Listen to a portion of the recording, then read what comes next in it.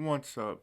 Now, today we're not only going to be talking about comics, we're going to be talking about Owlman specific comics. Now, he never had his own official series, but his first actual costume, and before he kind of became the character we know him as today, he was actually in Infinite Crisis with this lovely costume.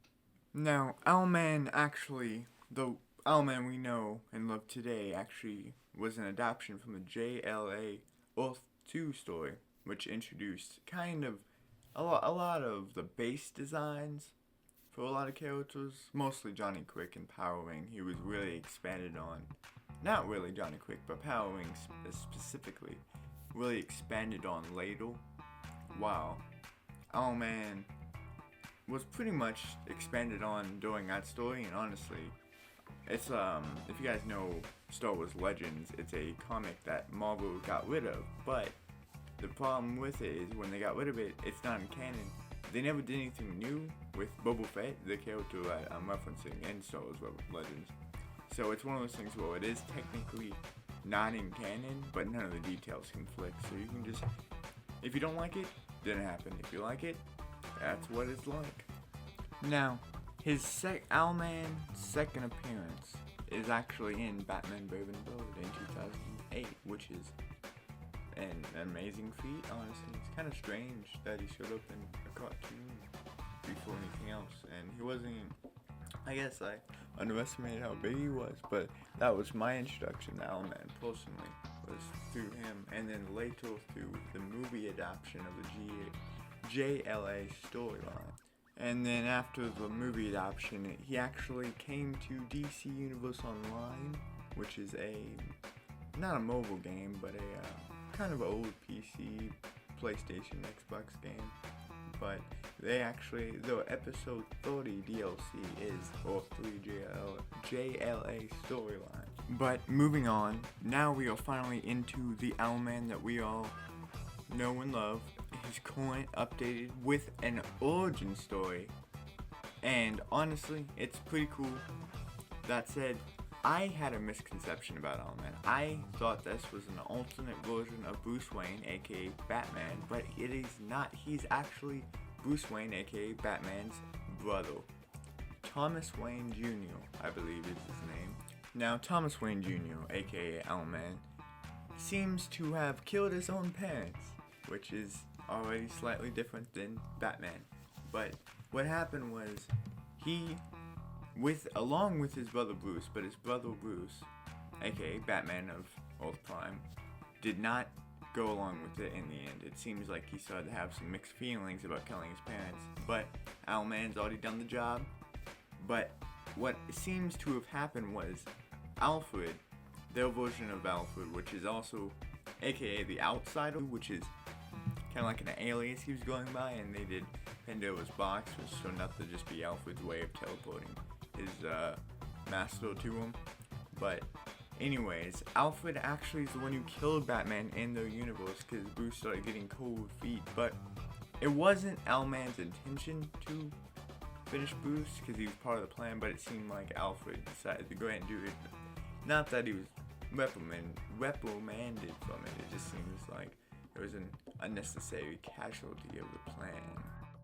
At this point in time, they have Nightwing captured, and Owlman's sort of trying to recruit him, and it seems like it was sort of working, but we actually know what his Earth's Nightwing, because he also had a son named Dick Grayson.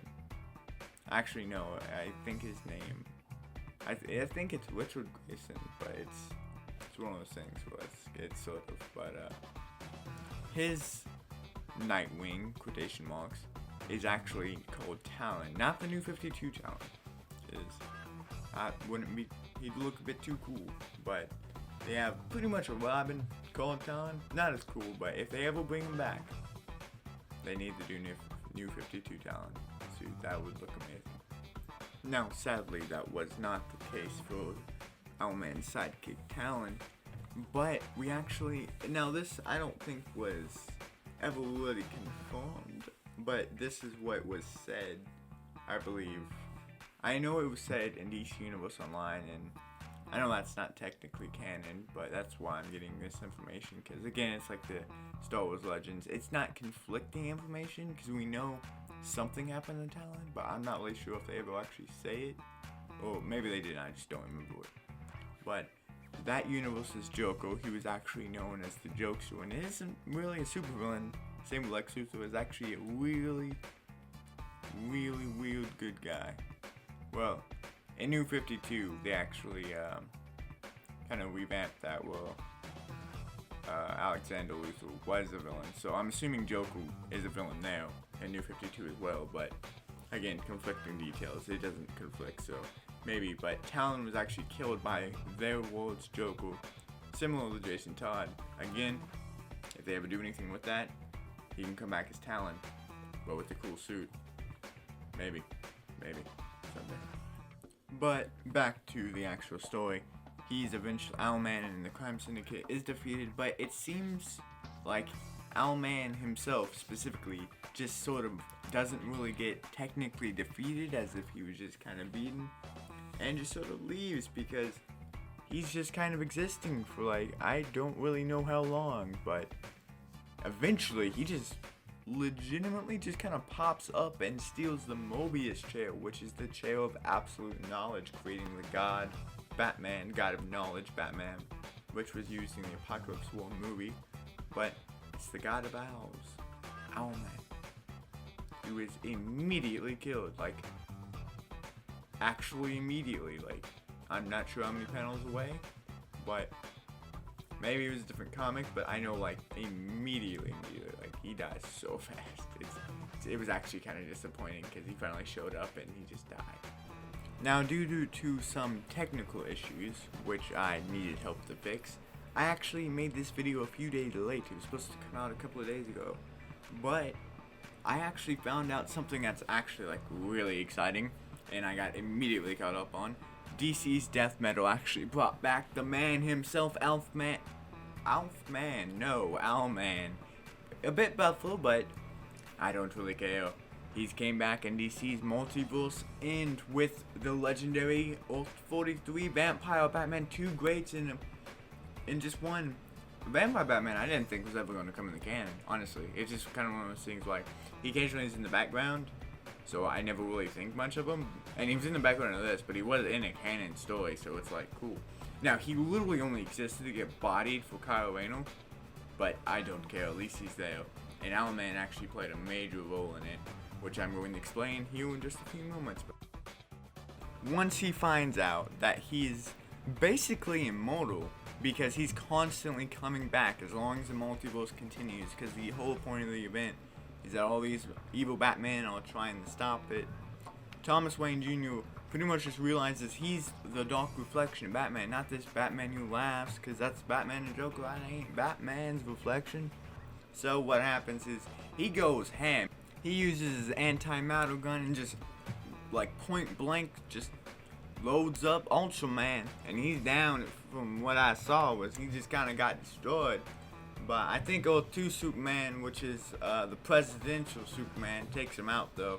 But then the Owlman just pulls what he did in that animated movie, you know, the JLA. Dang it!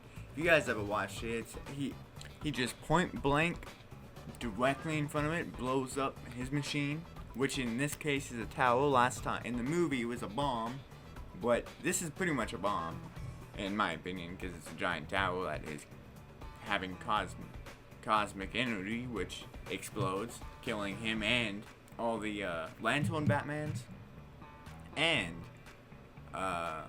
Baby Batman. I'm not really sure what's going on with that dude, but that is the end of Owlman up to this date. Hopefully he comes back, maybe with Talon. Let's do this. Maybe get a new Talon costume, but bring him back. It's nice to see Owlman. It's been a while. I'm so hyped. I didn't even know when I could sense it, man. I started making this video and I could just sense it. But yeah, he's coming. He's back. Awesome. Shame he didn't come back for long. Same with Vampire Batman. It's cool though. It's cool. Kind of salty that he got bodied by Kyle Rayner. He literally made the sun and just destroyed him. Well, I don't think they really I don't remember if they specifically showed him, but I know he bodied tons of vampires and he was just sort of there. So I don't remember if they specifically bodied him or not, but yeah, it's pretty nice, pretty nice. But that's it. Hope you guys enjoyed, and you know, I'll see you later with the second video coming out. I'm gonna start working on it today, the most powerful lantern call. But that's for another time. Love you guys, and I'm outie.